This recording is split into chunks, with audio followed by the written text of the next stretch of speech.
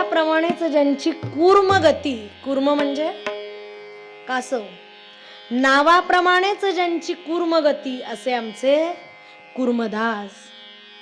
कूर्मदासांना नातेवाईक आप्तेष्ट म्हणाल तर कुणी नाही. गावाच्या बाहेर एका छोट्याशा झोपडीमध्ये कूर्मदासांचं वास्तव्य. बरं, जन्मापासूनच दोन्हीही हात नाही आणि दोन्हीही पाय नाही. बघा, गाव म्हटलं की दोन प्रकृतीची, दोन प्रवृत्तीची माणसं असतात. कुठेही जा तुम्ही. काही सुस्वभावी लोक होते जे यायचे आणि आवर्जून चौकशी करायचे, विचारपूस करायचे, कूर्मदासा तुम्हाला भूक लागली असेल ना, म्हणून जेवू घालायचे, पाणी द्यायचे.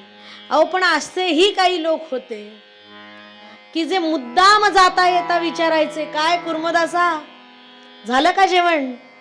अहो, तुम्ही जेवणार कसे? तुम्हाला हात नाही. बरं, कुठं जाऊन यावं तर पाय नाही. पण कूर्मदासांनी कधीही कुणाला अपशब्द वाणीनं बोलले नाहीत. मुखानं विठ्ठल विठ्ठल विठ्ठल विठ्ठल सातत्यानं नामघोष चालू असायचा. आणि बघता बघता दिवसामागून दिवस चाललेत.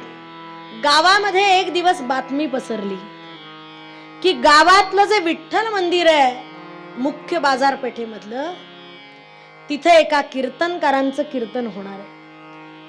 अहो, बघता बघता बातमी गावभर पसरली आणि कूर्मदासांच्या जीवाची घालमेल सुरू झाली. पांडुरंगा, मला तुझ्या कीर्तनाला यायचंय रे.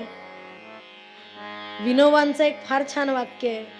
घालमेल कशाला म्हणतात? विनोबा म्हणाले, जगातल्या सगळ्या मेल बंद पडतील, घालमेल कधी बंद पडणार नाही. घालमेल कधी बंद पडणार? पांडुरंगा, मला पण तुझ्या कीर्तनाला यायचंय रे.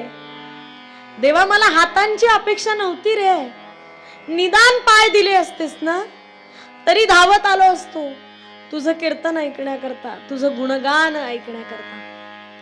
अहो, बघता बघता कीर्तनाला सुरुवात झाली. झुंडीच्या झुंडी कीर्तनाला जाऊ लागल्या.